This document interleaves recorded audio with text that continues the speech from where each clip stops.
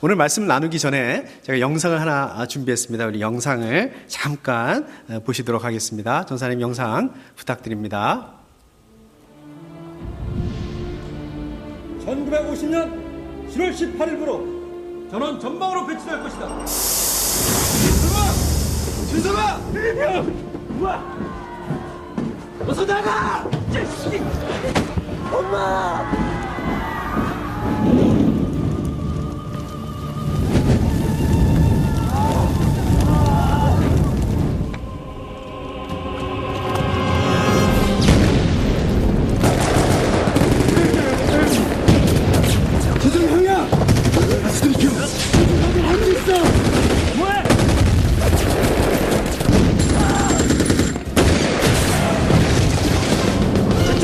앉아있어! 딴 거 관심 없어. 너만 가면 돼. 야! 안 돼! 용서가! 그깟 중장이 뭐라고! 내가 뭐 때문에 죽게 살겠지 않는데! 내 핑계 대지 마! 내 앞에 서 있어!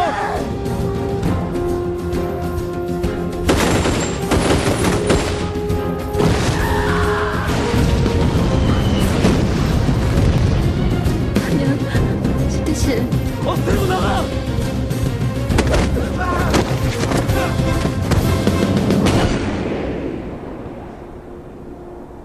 형, 이게 다 꿈이었으면 좋겠다. 이따 눈 뜨면 우리 집 안방이고 난 아침 먹으면서 형한테 얘기할 거야. 정말 진짜 같은 이상한 꿈을 꿨다고. 우린 반드시 같이 살아서 돌아가야 돼.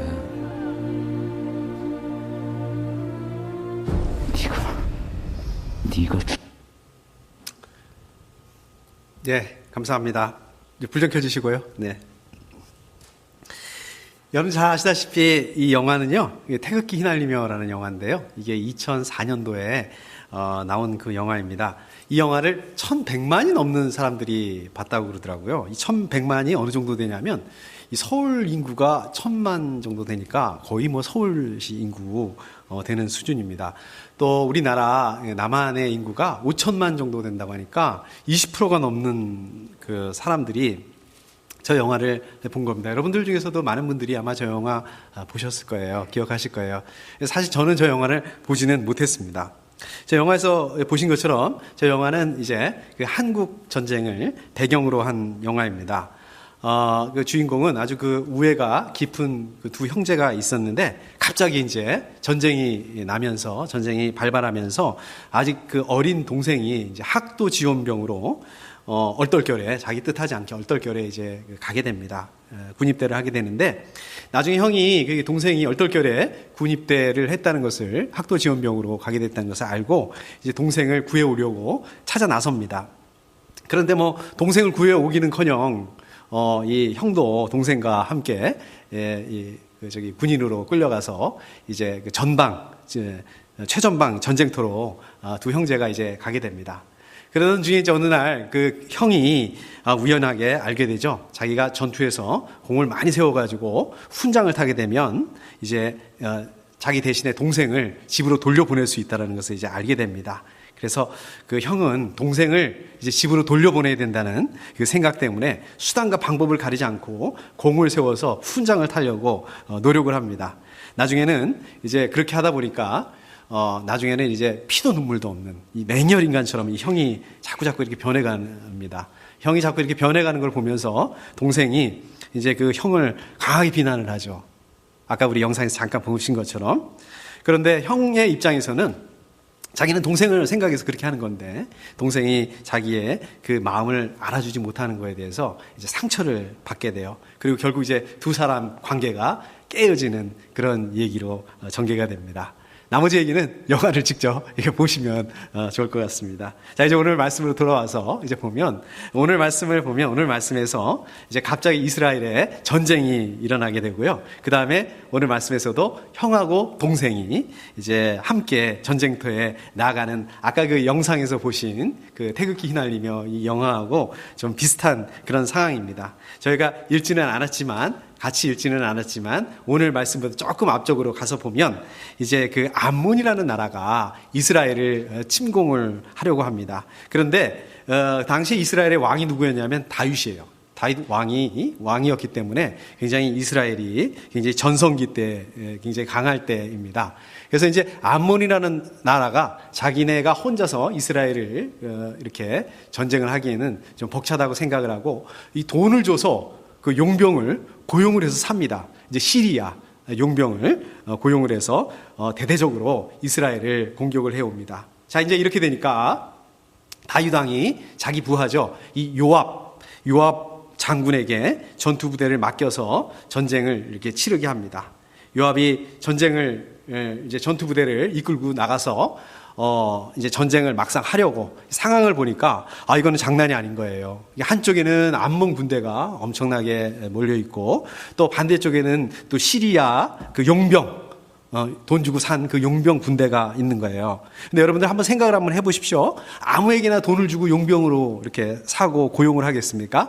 예를 들자면 뭐 저처럼 이렇게 키도 작고 등치도 별로 없는 사람, 이런 사람들이겠습니까? 돈을 주고 용병을 고용할 그 정도면 그 등치가 굉장히 크고 또 기골이 장대한 그런 사람들이겠죠. 이러한 그 기골이 장대한 그 시리아 용병들이 몰려와 있는 거예요. 또 반대쪽에는 어마어마하게 많은 그 암몬 군대가 있는 겁니다. 그리고 이스라엘 군대는 그 사이에 한복판에 있는 거예요. 다시 말씀드리자면 이제 이스라엘 군대는 이제 이 연합군에 의해서 완전히 포위된 상태로 있는 겁니다. 오도 가도 할 수 없는 완전히 위기 상황 가운데입니다. 자, 요압이 이렇게 해서는 안 되겠다. 이 요압이 그 전쟁에 굉장히 경험이 많은 사람인데 이렇게 해서는 안 되겠다 생각을 하고서 이제 정예 부대를 모읍니다. 그 이스라엘 군대 중에서 이제 잘 싸우는 사람 정예 부대를 모아가지고 그 정예 부대를 데리고 자기가 더 강해 보이는 시리아 쪽 그 용병 쪽하고 자기가 전투를 벌이겠다고 합니다. 그리고 자기 동생 이제 아비세라는 자기 동생한테 나머지 이스라엘 군대를 맡겨요. 그래서 그 나머지 이스라엘 군대를 가지고 암몬 군대하고 싸우라고 이렇게 얘기를 합니다. 그리고 뭐라고 그러냐면 시리아 저 군대가 용병 군대가 자기보다 너무 세면 좀 나를 도와달라.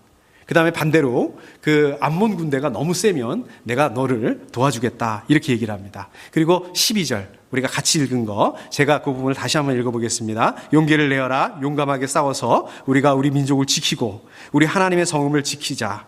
주님께서 좋게 여기시는 대로 이루어 주실 것이다. 지금 너와 우리가 위기 상황에 있지만은 그렇다고 하더라도 우리 낙담하지 말자.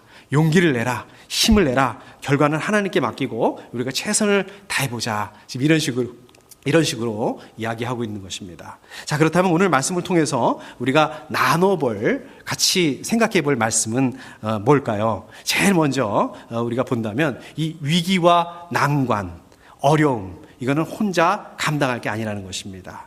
서로 믿고 서로 신뢰할 수 있는 우리 믿음의 가족들과 함께 이 어려운 시간들을 나눠야 된다는 것입니다. 그렇기 때문에 저와 여러분들은 반드시 이 믿음의 가족이 필요하다는 것입니다.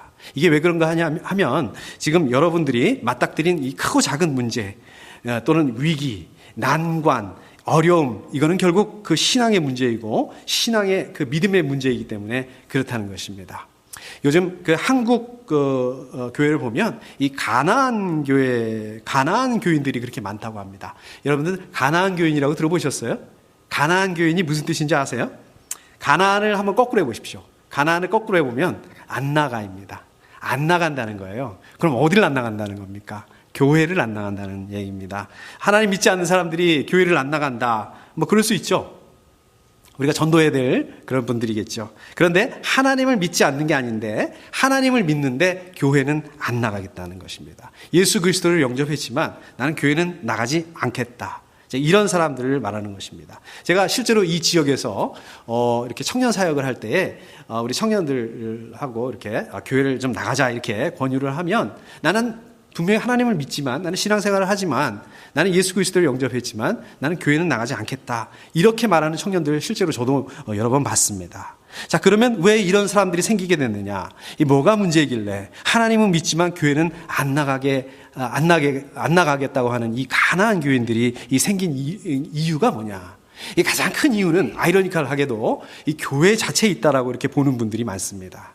먼저 교회들이 보면 교회들이 너무 세속화되어 있고 또 요즘 교회들이 이 돈, 재정 또 이런 것들만 생각을 하고 실제로 교회 안에서 돈, 재정 이런 문제들 또 그 많은 교회들에서 우리 목사님들과 같은 교회 리더들이 심각한 문제를 일으키기도 하고 그래서 교회가 거룩해야 되는데 교회가 거룩하기는커녕 이 믿지 않은 사람들에게 오히려 실망과 또 문제를 많이 안겨줬다는 것입니다. 오죽했으면 이 가난한 교인, 가난한 안 나가, 야 진짜 진절이 나서 교회는 안 나간다. 이런 말이 나오겠습니까? 이 가나안 교회하고 연결이 되는 부분은 아닌데 미국 분인데 필립 얀시라는 분이 교회 나의 고민, 나의 사랑 이제 이런 책을 쓰기도 했습니다. 물론 저도 이 목사로서 깊은 이 책임감을 가지고 있습니다. 솔직히 이런 그 교회 문제에 대해서 이 비난하고 비판하는 그 부분에 대해서 할 말이 없습니다. 저도 이런 부분, 이 분들의 그 입장을 충분히 공감하고 이해합니다. 그러나 아무리 그렇다 한다 하더라도 이 가나안 교회, 가나안, 안 나가 이런 거는 동의할 수가 없습니다. 이거는 맞지 않습니다. 이게 왜 그러냐면 이렇습니다. 여러분들 그 신앙이나 믿음을 한번 생각해 보십시오. 여러분들 신앙은 여러분들의 믿음은 뭐라고 생각하십니까? 하나님에 대한 그 믿음이죠. 그래서 여러분들 신앙, 여러분들 믿음은 하나님과 여러분들과의 개인적인 관계라고 생각을 아마 할 겁니다. 이게 맞습니다. 이거 틀린 것은 아닙니다. 이제 왜냐하면 한번 생각해 보십시오. 누군가가 내 남편이, 내 아내가, 내 아이들이, 내 부모님이, 내 친구들이 여러분들을 대신을 해서 하나님을 믿어줄 수가 없기 때문에 그렇습니다. 자, 그런데 한번 생각을 해 보십시오. 여러분들 하나님을 믿는다는 게 뭘까요? 하나님을 믿는다. 누구를 믿는다고요? 하나님을 믿는다. 하나님을 믿는 게 뭘 믿는다는 겁니까? 우선 하나님을 믿는다는 것은 하나님이 계시다라는 것을 믿는다는 것입니다. 하나님이 온 우주 만물을 창조하실 뿐만 아니라 하나님께서 저와 여러분들을 창조하신 창조주 하나님이라는 것을 믿는다는 것입니다. 거기다가 원래 저와 여러분들은 죽을 수밖에 없는 그 죄인이었지만 저와 여러분들이 예수 그리스도를 믿음으로 말미암아 이제는 구원을 받을 수 있다. 구원을 얻게 되었다. 이 사실을 믿는다. 이것이 바로 믿음입니다. 자, 그렇다면 믿는다. 이 믿는다는 것은 뭘까요? 믿는다는 게 뭘까요? 성경에 보면 우리 로마서 10장 10절에 보면 마음으로 믿어서 의에 이르고 입으로 고백해서 구원에 이르게 됩니다. 이렇게 말씀하고 있습니다. 또 히브리서 잘 아시는 히브리서 11장 1절 말씀에 보면 믿음은 바라는 것들의 확신이요 보이지 않는 것들의 증거입니다 라고 얘기하고 있습니다. 여러분들 이 말씀에 대해서 동의하시죠? 이 말씀에 대해서 인정하시죠?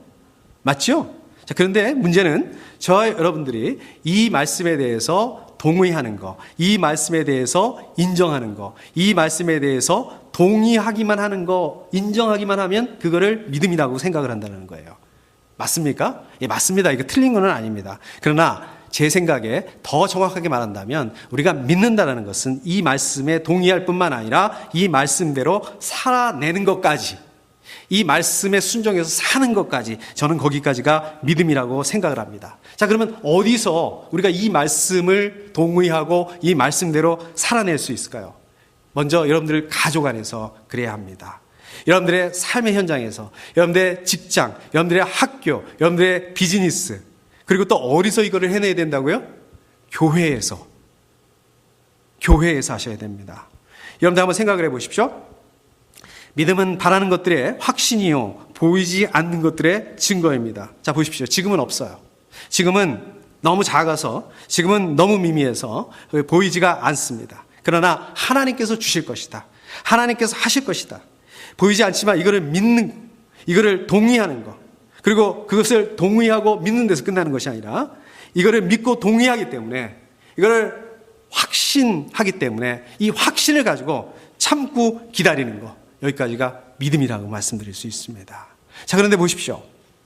여러분들이 지금 가지고 있는 그 크고 작은, 여러분들이 직면한 이 크고 작은 문제부터 해서 이 힘들고 어려운 시간, 더 나아가서 오늘 말씀에 이 요압과 아비새가 이 직면한 이 위기 상황, 이 모든 것을 하나님께서 해결해 주실 것이다. 하나님께서 지나가게 해 주실 것이다. 하나님만 믿고 우리가 하나님만 바라고 기다리면 된다. 여러분들 벌써 이걸 너무 잘 아신다는 거예요. 이 부분에 대해서 동의한다는 것입니다. 이 부분에 대해서 인정하고 있다는 것입니다. 그러나 실상 여러분들이 만나게 됐을 때 어떻습니까? 이 어려움을 만났을 때 쉽습니까? 안 됩니다. 쉽지가 않습니다. 어렵습니다. 여러분, 재정의 주인이 하나님이라는 것을 다 알고 있습니다. 다 인정합니다. 다 믿습니다. 동의합니다. 그러나 여러분들이 막상 재정의 어려움을 만났을 때, 막상 우리 교회가 재정에 그 문제가 생기게 됐을 때 어떻게 됩니까? 걱정하게 되죠. 걱정이 됩니다. 왜요? 재정의 주인이 하나님이신데 하나님께서 해결하실 건데 왜 걱정하십니까? 이게 머리로는 되는데, 머리로는 이해가 되는데, 머리로는 믿을 수 있는데 이게 가슴으로는 안 되는 거예요. 가슴으로는 어렵습니다. 왜요? 여러분들과 제가 가지고 있는 본능 때문에 그렇습니다. 그게 본능이기 때문에 그렇습니다. 여러분들과 가지고 있는 그 연약함 때문에 그렇습니다. 오히려 어떻게 보면 이게 두려운 게 이게 자연스러운 건지도 모르겠습니다. 이 재정뿐만 아니라 우리 가운데 있는 아무리 작은 문제라도 여러분들이 이것을 혼자서 해결하기에는, 감당하기에는 이게 쉽지 않다는 것입니다. 여러분들 한번 생각을 해보십시오. 로마 황제의 박해를 받고 있었던 초대교회를 한번 생각해 보십시오. 아니, 왜 그 당시에 이 교인들은, 그 당시에 이 그리스도인들은 왜 이렇게 죽자사자 교회에 모이냔 말입니다. 이 교회도 그래요. 지금처럼 이렇게 번듯한 교회 건물을 가지고 있는 교회가 아닙니다. 그 당시에 이 그리스도인들이 모였던 곳은 카타콤입니다. 카타콤이 뭡니까? 지하 무덤이에요. 지하 무덤에 모여서 예배를 드렸던 거예요. 아니, 그럼 왜 그렇게 모여서, 지하 무덤에 모여서 예배를 드렸어야 되냐 이거예요. 그냥 혼자서 믿으면 되지, 하나님. 그냥 혼자서 기도하고 혼자서 예배하고 그러면 박해받을 일이 없지 않습니까? 그럼 뭐 어려운 일 없지 않습니까?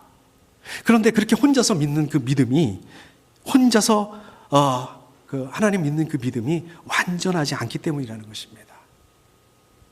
그렇기 때문에 그렇게 모일 수밖에 없었다는 거예요. 모이지 않으면 이 로마 황제의 이 박해를, 그 어려운 시간들을 혼자서 감당할 수가 없었기 때문에 모일 수밖에 없었다는 말씀입니다. 자, 그렇기 때문에 저와 여러분들은 이 모양 저 모양 우리가 가지고 있는 그 문제들, 위기와 그 난관과 어려운 시간들을 혼자서 감당하면 안 된다는 것입니다.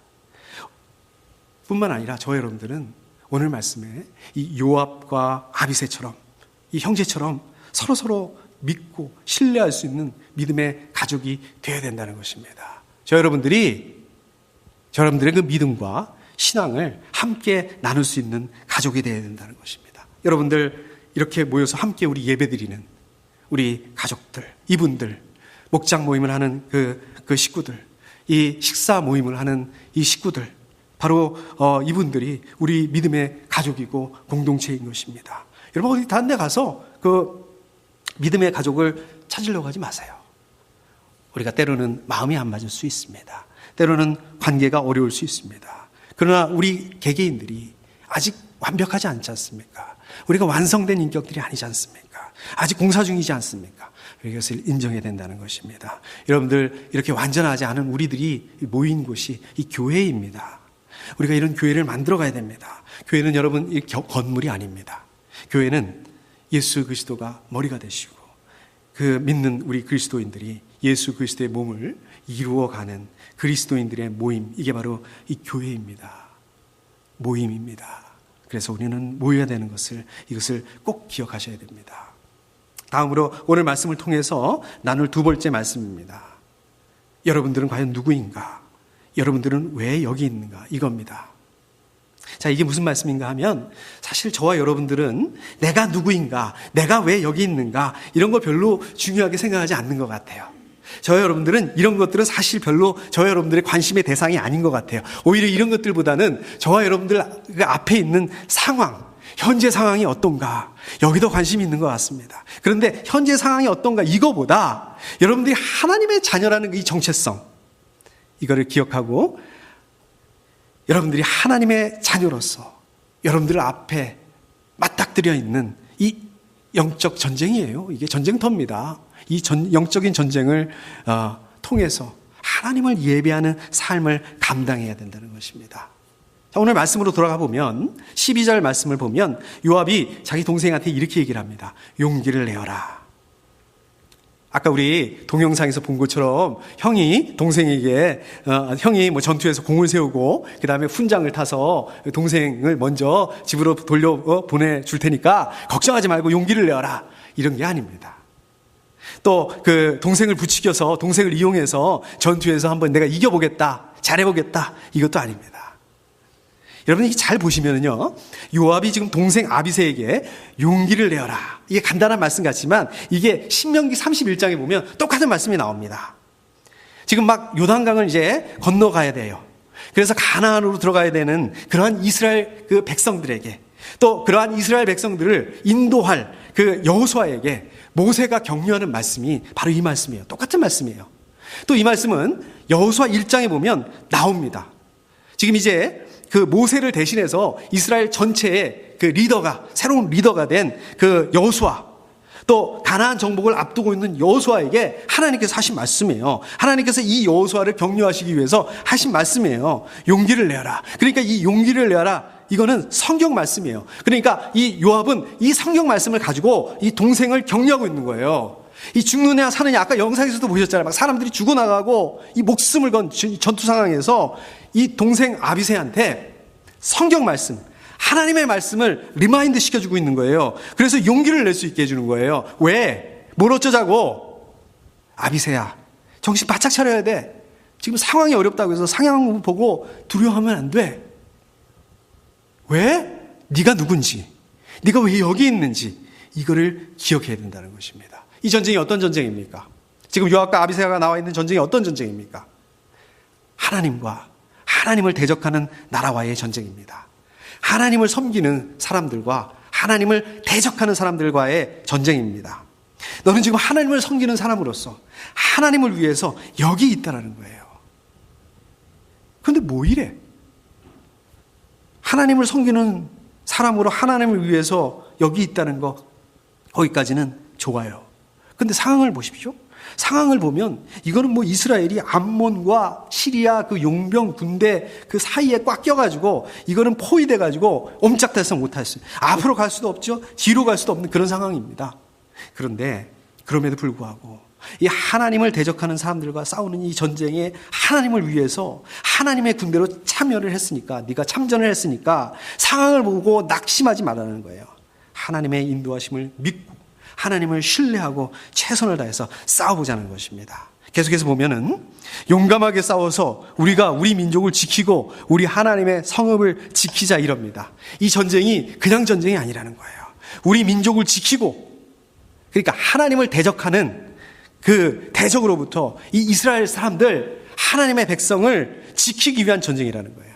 우리 하나님의 성읍을 지키자. 하나님의 대적들로부터 하나님이 다스리는 하나님의 나라, 하나님의 왕국을 지키자. 네가 바로 이런 사람이다 라고 얘기하는 겁니다.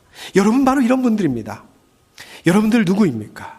하나님께서 여러분들을 사랑하실 때 어느 정도 사랑하시냐면 독생자 아들 예수 그리스도께서 십자가에 죽으시기까지 사랑하신 하나님의 자녀입니다. 여러분들은 이미 하나님의 은혜를 경험한 분들이에요. 여러분들은 지금도 하나님의 은혜 가운데 있는 하나님의 자녀라는 것입니다. 여러분들 그런 분들이에요. 이거는 제 얘기가 아닙니다. 성경에 나와 있는 말씀입니다. 요한일서 3장 1절 말씀을 보면 이렇게 말씀하고 있습니다. 하나님께서 우리를 자기의 자녀라 일컬어 주셨으니 우리는 하나님의 자녀입니다 라고 말씀하고 있습니다. 여러분들 하나님의 자녀로서 여러분들이 느끼든지 느끼지 못하든지 여러분들은 지금 하나님을 위해서 하나님을 대적하는 이 대적들과 싸우기 위해서 치열한 영적 전투, 눈에 보이지는 않지만 그 영적 전투 안에 있다는 것입니다. 근데 문제는 뭐냐면 지금 상황이 녹록하지 않다는 거예요. 여러분들이 처한 그 상황, 여러분들이 처한 이 모양 저 모양 크고 작은 그 문제들, 지금 여러분들이 지나가고 있는 어려운 시간들, 건강 자꾸 나빠지고 있습니다. 무슨 수치들이 자꾸 나빠진다고 그래요. 자꾸 의사도 만나야 돼요. 평생 약을 먹어야 되기도 합니다. 우리 또 가정에 돌아다 보면 이게 재정이 만만치 않습니다. 또 비즈니스 보면 이게 또 감당하기가 쉽지가 않습니다. 뭐 이런저런 걱정 때문에 이게 기도도 잘 안 돼요. 이게 살다 게 바쁘다 보니까 하나님의 말씀 이게 읽을 수 있는 상황이 아닙니다. 거기다가 상황에 밀려가다 보니까 하나님의 말씀대로 좀 사는 거 이것도 아닌 것 같아요. 기도도 좀 해야 되고 말씀도 읽어야 되고 하나님의 말씀대로 살려고 하고 이래 보니까 이게 너무 힘든 거예요. 그렇다고 또 안 하자니까 이게 너무 찝찝해. 내가 생각을 해도 내가 하나님 믿는 거 맞나? 이런 생각이 들기도 하고, 그렇다고 해서 이게 내가 하나님을 안 믿는 것도 아닌 것 같은데 앞으로 나아갈 수도 없는 상황이고, 그렇다고 다시 뒤로 돌아갈 수도 없는 상황이고, 하나님의 자녀는커녕 솔직히 어떨 때 생각할 때는 이게 망한 것 같아요. 패배자가 된 것 같기도 합니다. 솔직히 어떨 때는 내가 인생의 실패자 아닌가 이런 생각이 들 때도 있습니다. 그래서 하나님의 자녀가 이래. 제가 그래요. 여러분들은 여러분들 스스로가 여러분들을 누구라고, 어떤 사람이라고, 정말 순간순간마다, 매 순간마다 여러분들이 하나님과 동행하는 하나님의 자녀, 존귀한 존재 이렇게 생각하시나요? 아니면은 세상 뭐 다 그런 거지, 뭐 그런 것들을 왜 생각해? 그런 건 목사님들이나 생각하는 거지. 아니면 너무 바쁘셔가지고 정신이 없어가지고 그럴 생각할 틈도 없나요? 여러분들 여기 왜 계십니까? 시간이 남아가지고? 당연히 아니죠. 그냥 습관적으로 매주 예배 드리는 거니까? 당연히 아니죠. 내가 빠지면 지금 가지나 사람도 많지 않은데 하나님 실망하실까봐 담임 목사 좀 불쌍하게 해서 감사하긴 한데 당연히 아니죠. 여러분들 인정을 하든 인정하지 않든 여러분들은 천지를 창조하신 창조주 하나님께 지금 예배를 드리고 있는 겁니다. 여러분들은 창조주 하나님 앞에서 예배자로 서 있는 겁니다. 베드로전서 2장 9절 말씀을 보면, 그러나 여러분은 택하심을 받은 족속이요 왕과 같은 제사장들이요 거룩한 민족이요 하나님의 소유가 된 백성입니다. 여러분들이 하나님을 선택한 게 아니라, 여러분들이 하나님을 결정한 게 아니라 하나님께서 여러분들을 선택하셨다는 거예요. 여러분들은 하나님께서 선택한 그런 사람들이라는 거예요. 여러분들은 하나님을 예배하는 왕 같은 제사장이라고 말씀하고 있어요. 제가 이거를 처음 읽었을 때 깜짝 놀랐습니다. 청년 때 이 말씀 처음 읽었는데, 저는 하나님을 예배하는 사람은 제사장은 목사님 같은 이런 분들만 되는 줄 알았더니 바로 제가 그렇다는 거예요. 여러분들은 하나님께 속한 백성이라고 말씀하고 있는 거예요. 여러분 이 말씀 보면서 무덤덤하세요? 익사이딩 하지 않으세요? 여러분들 하나님의 자녀로서 지금 하나님을 예배하고 있는 것입니다. 로마서 12장 1절을 보면, 여러분의 몸을 하나님께서 기뻐하실 거룩한 산 제물로 드리십시오. 이것이 여러분이 드릴 합당한 예배입니다. 여러분들 삶으로도 예배를 해야 된다는 것입니다. 그러니까 앞으로도 갈 수 없고 뒤로도 물러설 수 없는 이 상황, 이거 보고 낙담하지 말고 하나님 믿으시고 하나님 신뢰하고 최선을 다해서 여러분들 삶으로 하나님을 예배해야 된다는 거예요. 예수 그리스도께서 머리 되시는, 여러분들 각자들이 지체를 이루는 우리 생명생 공동체들을 지켜내야 되는 겁니다. 자, 그런가 하면 우리 시리아 군대를 한번 보시자고요. 여러분들과 제가 같이 읽지는 않았지만 13절에 보면 이렇게 말씀이 나와 있습니다. 제가 한번 읽어보겠습니다. 자, 그런 다음에 요압이 그의 부대를 거느리고 시리아 사람들과 싸우러 나아가니 시리아 군인들이 요압 앞에서 도망하여 버렸다. 자, 이게 무슨 말씀인가 하면, 아까 요압이 그랬잖아요. 동생 아비새한테 약속을 했잖아요. 내가 정예 부대를 이끌고 그 시리아 용병들하고 싸우러 가겠다, 이렇게 얘기를 했지 않습니까? 그래서 그 얘기한 대로 시리아 용병들하고 한테 싸우러 갔어요. 그런데 이 등치들이 이게 어떻게 됐는지, 정말 이 등치들이 싸우고자 하는 그런, 싸워보지도 않고 마치 이 싸우고자 하는 그 의욕이 없는 사람처럼 도망가 버린다는 거예요. 당연하죠. 하나님께서 이 요압하고 요압이 이끄는 이 이스라엘 정예군과 함께 하셨기 때문에 그럴 수밖에 없는 거죠. 자, 그런데요. 자, 이거를 시리아 용병 입장에서 한번 봐보시자고요. 시리아 용병들이 어떤 사람들이라고요? 돈 받고 고용된 사람들이에요. 돈 받고 대신 싸워주는 사람들이에요. 이 사람들의 정체성은 바로 이거예요. 용병. 그런데 무슨 이 사람들이 뭐 애국심이 있겠습니까? 명분이 있겠습니까? 조국을 지키겠다 이런 것들이 있겠습니까? 암몬 사람들을 위해서 목숨 걸고 싸울 필요가 없지 않습니까? 그러니까 조금 불리해지면 도망가지 않을 이유가 없는 거예요. 거기서 싸울 이유가 없는 거예요. 그러니까 여러분들, 내가 누군지 내가 왜 여기 있는지 이게 이렇게 중요한 겁니다.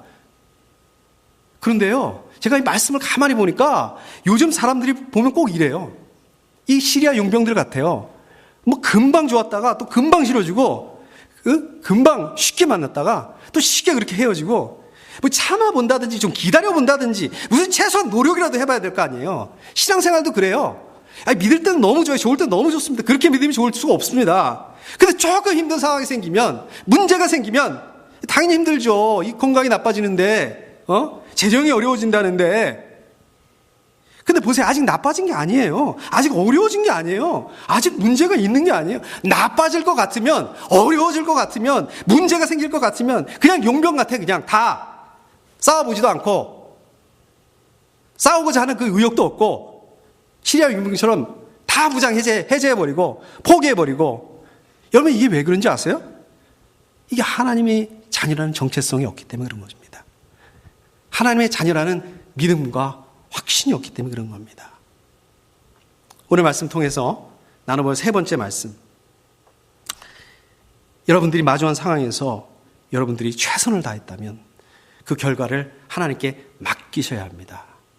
그 결과를 하나님께 맡기고 또 하나님을 믿고 신뢰해야 합니다. 이제 다시 오늘 말씀 그 12절 끝부분으로 가보면 주님께서 좋게 여기시는 대로 이루어 주실 것이다. 자, 요압이 동생에게, 아비새에게 격려하는 말입니다. 자, 이 말은 전쟁에서 이기고 지는 거, 이건 우리가 어떻게 할 수 있는 게 아니다. 하나님께서 하시는 거다. 그러니까 너와 나는 그냥 맡겨진 일에 최선을 다해 한번 해보자. 그리고 하나님께서 주시는 그 결과를 겸손히 기다리면서 받아들이자. 지금 이 말씀입니다. 여러분들, 믿음이라는 것은 이런 겁니다. 자, 지금 상황을 보면 앞에는 아까도 말씀드렸듯이 암몬 군대가 있어요. 뒤에는 시리아 용병들이 버티고 있어요. 이런 걸 진퇴양난이라고 그러잖아요. 앞으로도 갈 수도 없고 뒤로도 갈 수 없는 아주 절망적인 그런 상황입니다. 자, 그렇지만은 그럼에도 불구하고 저 여러분들의 시선을 그 상황에다 두는 게 아니라 그 결과를 하나님께 맡기는 겁니다. 하나님께 그 결과를 맡기고 하나님께서 저 여러분들에게 주신 일에 최선을 다하는 거예요. 이게 믿음입니다. 믿음은 지금 내 손 안에 꽉 쥐어져 있는 거, 내 눈에 보이는 거, 내가 저거 확실하다, 이 확신이 있는 거, 이거를 믿는 게 아니에요. 반대로 지금 내 손 안에 쥐어져 있지 않지만, 내 눈에 보이지는 않지만 우리 하나님께서 누구시라는 것을 알고 있기 때문에, 우리가 하나님의 마음을 알고 있기 때문에, 하나님을 믿기 때문에, 그렇기 때문에 비록 안 보이지만 확신할 수 있는 거, 이겁니다. 지금은 아무것도 없습니다. 지금은 실제가 아닙니다. 하나님을 믿는 믿음, 하나님을 향한 그 확신이 이게 증거가 되는 거예요. 지난 주일날 말씀 나눴던 거 여러분 기억하십니까? 달란트 비유 나눴는데 그때 한 달란트 받은 종이 그걸로 가지고 이익을 남기지 못한 그것 때문에, 아니 그걸 가지고 말이야 사채업자한테라도 맡겨서 이익을 받았어야지 왜 이익을 남겨오지 못했어? 그것 때문에 악하고 게으른 종이라고 그렇게 야단 맞은 게 아니에요. 주인이 지금 그거 얘기하고 있는 게 아니었어요. 주인은 이 한 달란트 받은 종이 주인에 대해서 몰랐기 때문에, 주인의 마음을 몰랐기 때문에, 주인의 마음을 아는 것을 게을리했기 때문에 바로 그것 때문에 악하고 게으른 종아 이렇게 말씀하셨다는 것입니다. 마가복음 9장 23절에 보면 할 수 있으면이 무슨 말이냐? 믿는 사람에게는 모든 일이 가능하다. 이렇게 말씀하고 있습니다. 여러분들, 믿음은 여러분들이 생각하는 것보다 그 이상으로 강력한 능력을 가지고 있습니다. 여러분들, 문제는 믿음이에요. 믿음은 모든 일들이 가능하게 만듭니다. 그러니까 여러분들, 어떤 문제를 만났다 하더라도 걱정하지 마세요. 앞으로, 지금 상황은 앞으로도 갈 수도 없고 뒤로 물러설 수도 없는 그런 진퇴양난 그런 상황이라 한다 하더라도 그 상황 보지 마세요. 우리 하나님을 의지하고 또 믿고 감당할 수 있어야 됩니다. 저 여러분들이 같이 읽지 않았지만 아까도 말씀드렸듯이 우리 13절을 보면은 또 14절을 보면 시리아 용병들이 싸워보지도 않고 도망가기 바쁩니다. 또 그 암몬 군대도 그 시리아 군대가 도망가는 걸 보고 자기들도 다 도망가 버려요. 여러분들, 이게 우연이라고 생각을 하세요? 이게 바로 믿음의 힘입니다. 이게 바로 믿음의 열매입니다. 자, 마지막으로 결론 말씀드리겠습니다. 여러분들 용기를 내십시오. 여러분들 누구이고 여러분들 지금 여기 왜 있는지, 여러분들 지금 여러분들에게 맡겨진 일을 왜 감당해야 되는지 이거를 기억하셔야 됩니다. 여러분들은 하나님의 자녀입니다. 여러분들 하나님의 은혜를 벌써 경험을 했고 지금도 여러분들 하나님의 은혜 안에 있습니다. 여러분들 이 모양 저 모양 그 문제들 때문에, 이 어려운 시간들 때문에 여러분들의 그 믿음이 흔들리고 있다면 하나님을 의지하고 하나님을 믿는 그 믿음을 좀 회복했으면 좋겠습니다. 결과를 하나님께 맡겨보세요. 그리고 최선을 다해보세요. 결과는 겸손하게 하나님께 맡겨보시고 믿음으로 기다렸으면 좋겠습니다. 함께 기도하겠습니다. 하나님 아버지 감사합니다. 아버지, 오늘 또 사무엘하 말씀을 통해